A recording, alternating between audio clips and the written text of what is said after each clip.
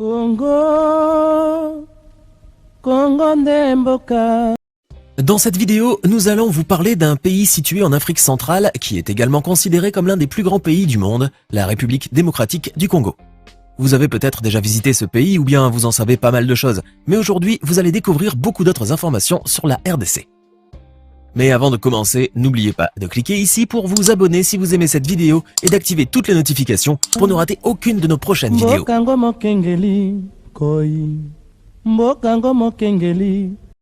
Mais on veut s'afficher derrière la révision du fichier électoral, l'audit du fichier électoral, qui est déjà audité.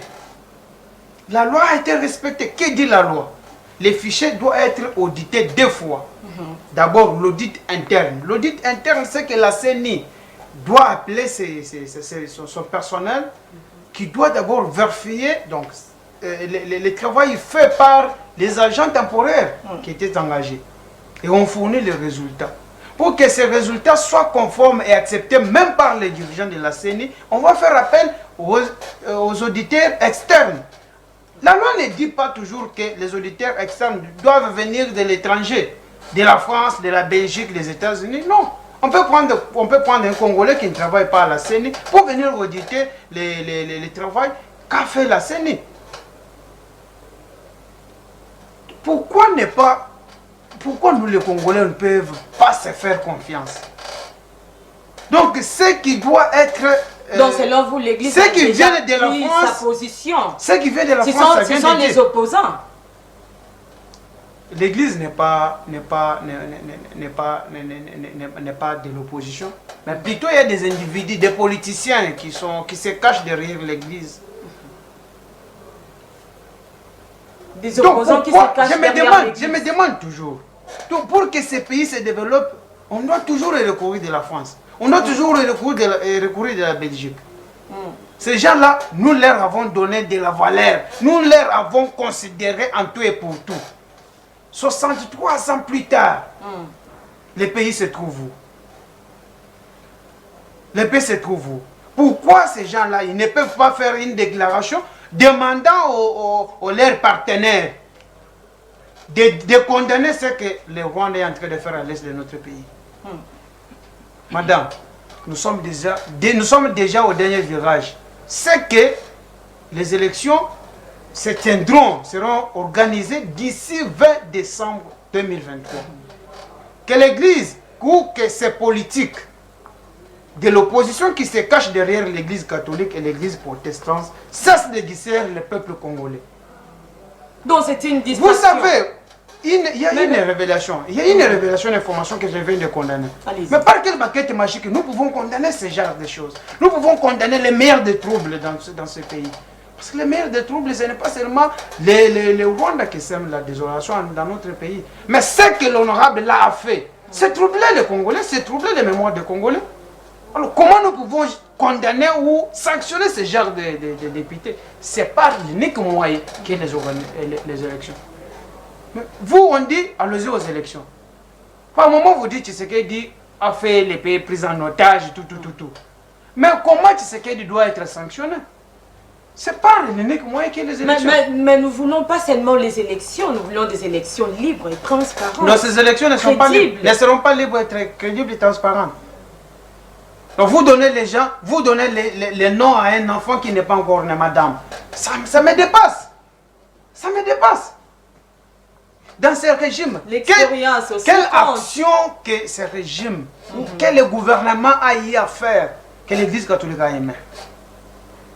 Pas l'Église catholique, je peux dire, parce qu'il y a beaucoup de croyants de l'Église catholique qui croient et qui aiment leur pays. Que ces politiques qui se cachent derrière l'Église catholique ont aimé, ont applaudi. Donc, il n'y a pas de changement dans ce pays. Il n'y a pas de changement dans ce pays. Je vais arriver parce qu'il y a un deuxième point qui est présentation des bilans de l'actuel régime. Donc tout cela, toutes ces réalisations n'ont jamais été aimées et reconnues par ces politiques qui se cachent derrière l'Église catholique. Nous devons être sincères, nous devons aimer notre pays.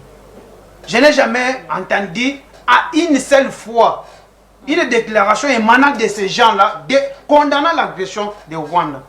la destruction, les tueries à l'est de notre pays par le Rwanda, sous la casquette du M23. Ils n'ont jamais condamné. Qu'il cesse avec cette distraction. Les Congolais ont besoin. Il est là, il est candidat. Il va faire le lobbying bientôt là. Il a dit encore 4 mois. Il s'est déjà préparé, je pense. Mais c'est Bruno, il s'est déjà préparé. Il a mis tous les moyens possibles, moyens humains, moyens financiers, pour qu'il batte campagne. Enfin qu'il soit élu, il va valablement défendre et représenter la commune de Massina. Il espère les élections. Vous vous dites que nous ne pouvons pas aller aux élections. Nous devons aller au dialogue parce que le dialogue est réclamé et demandé par l'M23. Ça me dépasse, moi. Très bien, merci beaucoup. Alors, Monsieur Bruno, vous avez religieusement suivi les propos de Monsieur Paulin. Il a dit que la revendication de la 5O ICC, c'est vraiment une distraction. Vous, personnellement, quelle est votre analyse? Il est important de pouvoir ouvrir encore une autre porte à l'audit encore citoyen. Merci, madame, pour la question. Je savais que vous allez poser cette question qui est trop pertinente, mais avant d'arriver à répondre à cette question, je tiens ici à présenter notre... Avec les temps qui nous restent, est-ce qu'on aura des élections dans les délais? Madame, les élections finiront par être organisées dans les délais prévus par la loi.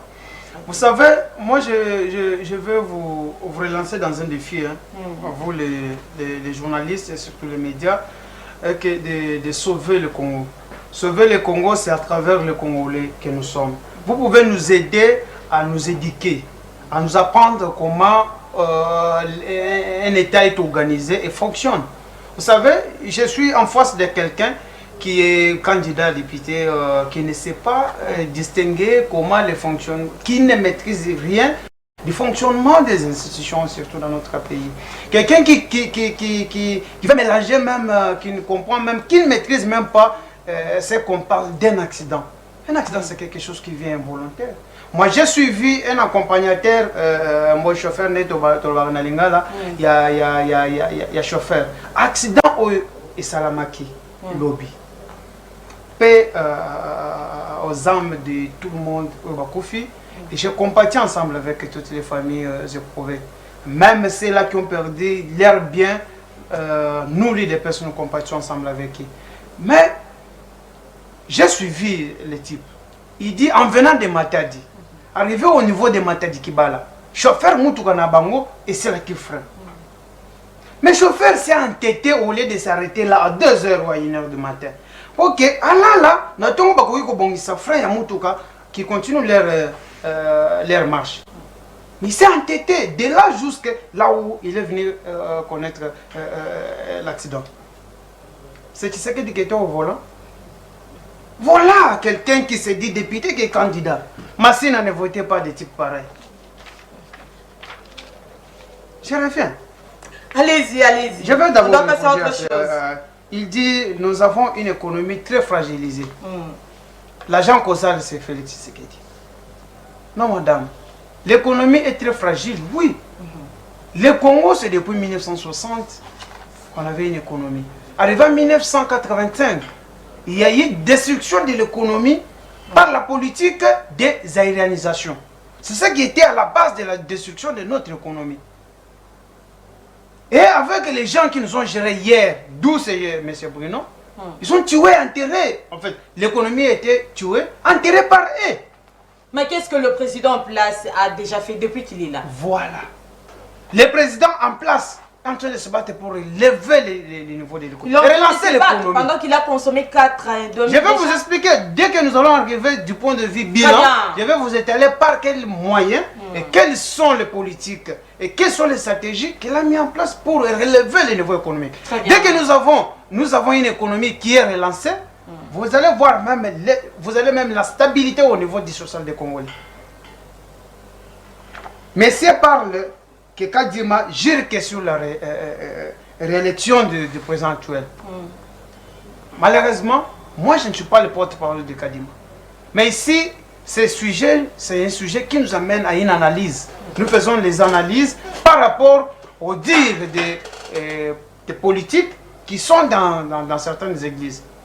Parce que quand nous parlons, je l'ai dit ici, l'église catholique, ce n'est pas tous les croyants. Tous les croyants ne partagent pas le même point de vue que leurs dirigeants, que ceux-là qui ont déclaré, qui sont retrouvés quelque part sous financement de je ne sais pas de qui, pour faire une telle déclaration. Si vous allez descendre à Goma, si vous allez descendre à Matadi, un croyant de l'église catholique, peut-être est contre ce qu'on dit.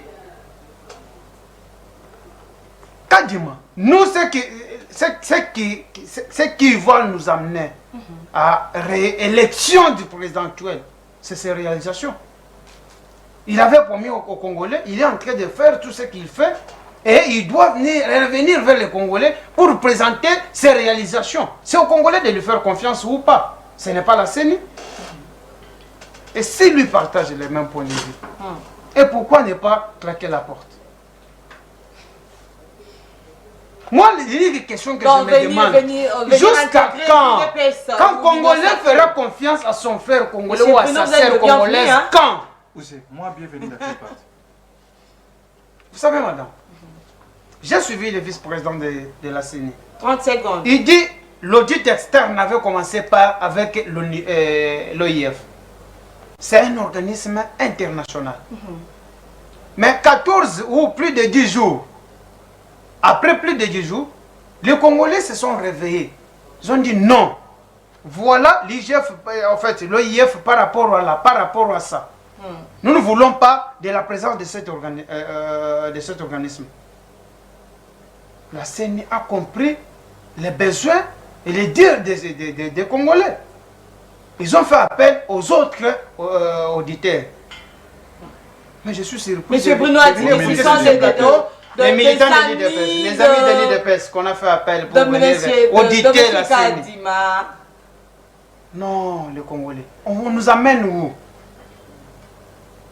Madame, moi, mon analyse se focalise sur la réaction de ces individus, de ces personnes. Congo, Congo Ndemboka. Dans cette vidéo, nous allons vous parler d'un pays situé en Afrique centrale qui est également considéré comme l'un des plus grands pays du monde, la République démocratique du Congo. Vous avez peut-être déjà visité ce pays ou bien vous en savez pas mal de choses, mais aujourd'hui vous allez découvrir beaucoup d'autres informations sur la RDC. Mais avant de commencer, n'oubliez pas de cliquer ici pour vous abonner si vous aimez cette vidéo et d'activer toutes les notifications pour ne rater aucune de nos prochaines vidéos. Mbokango mokengeli, koi. Mbokango mokengeli.